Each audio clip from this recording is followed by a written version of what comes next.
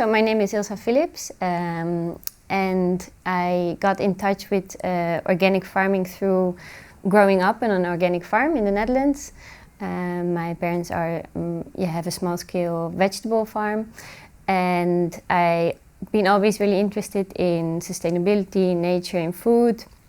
So that's why I also decided to study agriculture at the Wageningen University. And then during my studies and a few jobs after, I was sometimes a bit puzzled why organic was not more represented as a solution to many of our problems related to the food system. So now I'm really happy to work at IFOAM Organics Europe, where I really feel to be part of that movement and knowing that we represent organic as a solution. On the topic of the Liveseeding project itself, what brought you to work on this project? So I started working on the Liveseeding project when I started working at IFOAM Organics Europe around 3 years ago. And although I don't have a background in breeding, I'm still really interested in the topic because I think the variety that farmers can use or need to use is a very important topic within their farm and within the food system. So to be able to facilitate the availability of more varieties in the form of organic seeds is something I'm really happy to work on. Can you describe the Liveseeding project, its origins and what it is? Yeah, so the Liveseeding project is maybe its origin started with the Liveseed project, which started in 2017. It was the first European project to really focus on the organic seed and breeding sector, so to bring all European actors active in this sector together. And I think it also, we can think about the goal to reach more organic land. If you want more organic land, you also need to increase the seed production and the breeding sector for organic to be able to reach this goal of 25% organic land in Europe. And another thing that is maybe important to mention is that currently organic farmers should use organic seeds, but usually, or in some cases, they are not available. So they still use non-organic seeds. And this needs to be phased out by 2037. This is announced by the Commission. So this is also another goal or another thing that we need to take into account to let the organic seed and breeding sector grow. So I think that's a few reasons why the Liveseeding project is so important and why it's there. So what are its objectives? So the objectives of the project are to look along the whole seed and breeding sector, so chain, let's say, so from breeding, but also cultivar testing, seed production and sourcing, also how transparent the whole organic seed system is, and what kind of public policies can be used to increase the use of organic seeds and citizen awareness. So it's, the objectives are along the whole chain of the organic. Can you explicit a little bit the steps of this chain? Like you said breeding, sourcing. Can you describe to us what it is? So when you have the seed development, it starts with breeding and pre-breeding, so selecting the parent material and setting the breeder objectives. So what new variety do we want to breed? And so that needs to happen, then it needs to be tested and also registered if you want to register it officially in the European catalogue. And then it needs to be produced, and the seed health need to be taken into account, and etc. So that is a bit the seed chain where it needs to, and then you need to have a transparent sort of market that you know which companies are selling what. There's a European database that companies can offer their seeds, their supply, and and then also the demand is, and if farmers use those seeds or ask for derogation to use non-organic seed. This all needs to be transparent to see where we can move forward and use more organic seed. So how would you describe to someone who is not into those topics the Liveseeding project? Like what? So you said it's objectives, but what is it that it's doing? Within the project, there are different methods, let's say. So we work with case studies where breeders are focusing on a certain crop and together with farmers. So there's more like this participatory breeding approach. But we also work with living labs, 17 living labs across Europe, where they work also with the whole value chain. So with the breeders, the farmers, the processors, retailers, consumers on a specific crop. So that's. So the idea is to develop organic seeds for every kind of crops and. No, we focus on 17 different crops, and then both in the vegetables and arable and fodder crops. So that can be tomatoes or carrots or wheat or barley or rice. So different. And the idea is to have in the end seeds, organic seeds for all those crops available for farmers to. Yeah, I mean, yes, and then also within these crops, different varieties that are locally adapted to the area. Okay. And to the farmers' preferences. So not only on one variety, but making as much varieties as possible, let's say. So how the Liveseeding project is trying to achieve its aim? I saw that there is a lot of partners on the project. Can you tell us about how different people are brought together to work on this topic? Yeah, so the project has this multi-actor approach, so to have stakeholders from different parts of this value chain, let's say, so breeders, but also research institutes, NGOs, seed companies, small ones, big ones. So this multi-actor approach is really important to have a broad view over the organic seed system. And then we also work with national authorities to support them in reaching more organic seeds in their national context.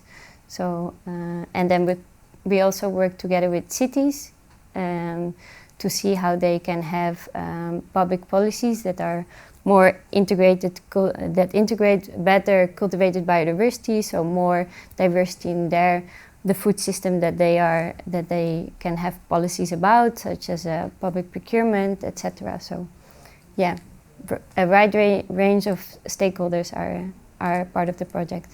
The fact of plant protection is usually integrated within the breeding objective. So a breeding objective could be manifold, can be to increase yield, can be to increase taste, or better adapted to drought or things like that. But it can of course also be to be more robust towards pests and diseases. So if you create or if you breed a cultivar or a variety that is better, is more resilient against a pest or disease, you will automatically have to use less plant protection. I mean, whatever is of course allowed under organic. So that is usually within the breeding objectives. And in the Liveseeding project, there are lots of trials going on with for different crop types, and that can be for wheat. It can be common bunt, for example. It's a fungi that is very common in organic, because in organic you cannot use fungicides. And then, of course, the trials that are done, the breeding that is done, will also try to target this issue of this disease in wheat. And that is done through the breeding process. Yeah. How do you see the future of the Liveseeding project? So the project will run for a year and a half more, so it will end in September, October 2026. But what I see in the coming year, but also hopefully after, is that there's more awareness of what the benefits are of organic breeding and organic seeds and cultivated diversity, that diversity is a strength and not a limitation. Like, we should also at EU policy levels enable this, that this diversity is strengthened through and not restricted by stricter legislation, so that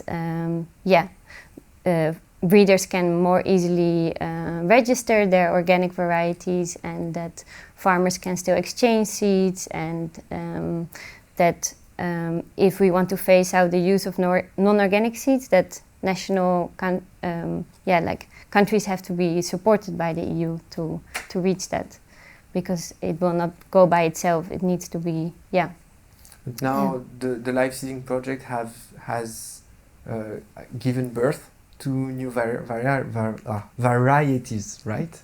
Yes, during the project, new varieties, but the breeding process is a very long process.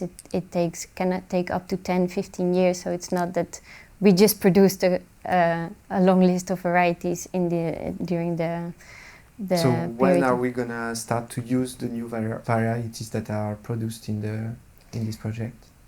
That's on an ongoing basis, because also already before the Liveseeding, of course, seed companies and breeders are in the process of developing these new varieties. Yeah, so that can be now, but it can also be in a few years, depending. Yeah.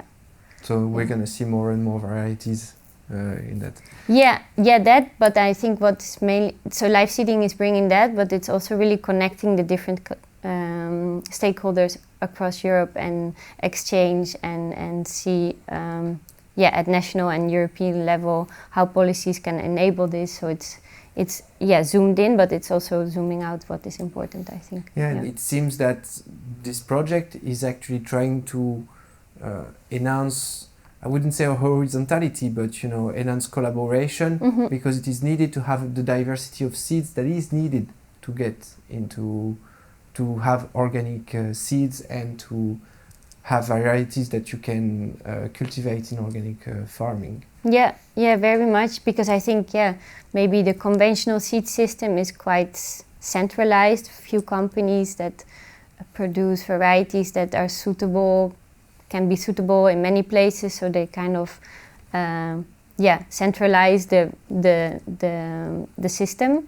Whereas I think organic seed and breeding sector is much more local adaptation, climate resilience, diversifying, and having a diversity of smaller breeding companies and smaller seed companies that can achieve this, but still by collaborating together and exchanging on how they work and how they can strengthen each other, but without becoming one big company, let's say.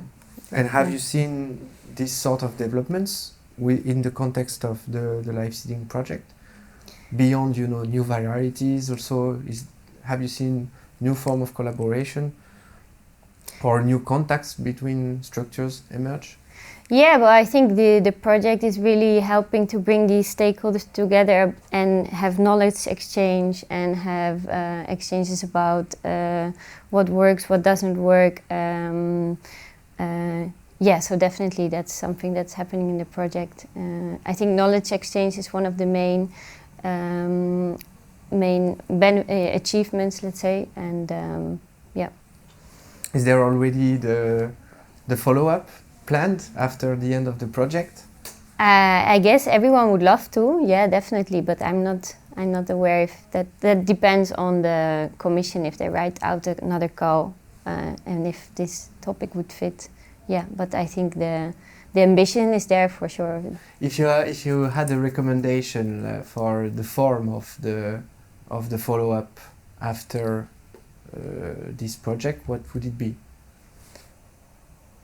Well, I think that this project they are very important, because the development of new varieties takes years. So just 4-year project is not enough to work on this fully. I think it would be also still very important to work together with national authorities to involve them more, because they can set also they can have more programs, national programs to increase the use of organic seeds, because we see in some countries in Europe the organic seed sector is very strong and farmers use almost 90% organic seeds, but in some countries it's very limited, there's very little availability. So I think that would be still very important as well. And yeah, something, maybe increasing the different crops that we focus on. So now we only focus on 4 different cereals or arable crops and I think 7 vegetable crops, but of course we want to, it's important to look at the diversity. You cannot focus on everything, but I think that could be also interesting. Yeah. One last question is more, you know, general, I would say. We talk a lot about innovation here and there, you know, and especially like the new EU institution, the new EU mandate is a lot focused on this. But seed breeding is a way of forwarding innovation.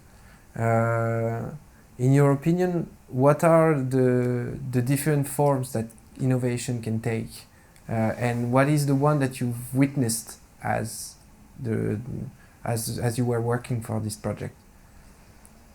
Yeah, so the different ways that innovation can take, I think maybe innovation is often seen as something high-tech or AI or something like that, but I think innovation can very much be also just focusing on thinking how we can make our food system more resilient and looking at local adaptation and diversifying the food system, because at the moment we eat very limited range of crops, maybe I think only 9 crops if you look at an average diet.